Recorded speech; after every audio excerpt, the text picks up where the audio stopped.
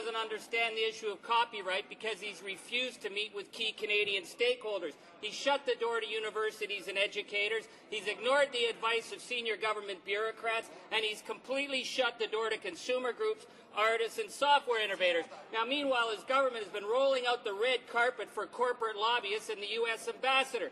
So Canadians have a right to know why they are going to be stuck with this unbalanced, one-sided piece of made-in-the-USA copyright legislation.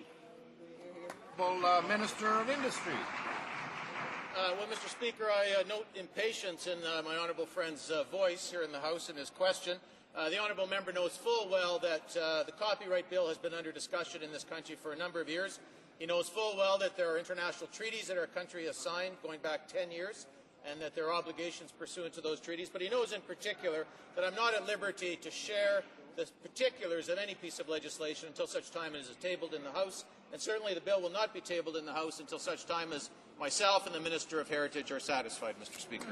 Honourable Member for Timmins, James Gray. International obligations, that's pretty rich from a government that right now is trying to sabotage the Toxin Valley because it might interfere with the pillaging of the tar sands. What's also rich, Mr. Speaker, is they tabled the bill this morning. Now, 3 hours later, he's telling me he got cold feet. What, did he just discover Facebook this morning?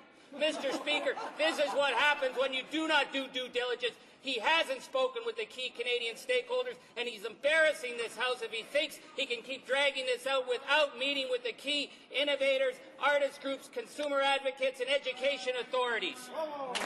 The Honourable Minister of Industry. Well, Mr. Speaker, I sense from the question that my honourable colleague is confused as to whether he's talking about Bali and the environment or copyright in Ottawa. He seems unclear as to whether a bill has been tabled or not tabled, whether he wants it tabled or doesn't want it tabled. When there's some precision to his question, I'd be delighted to answer it, Mr. Speaker. The Honourable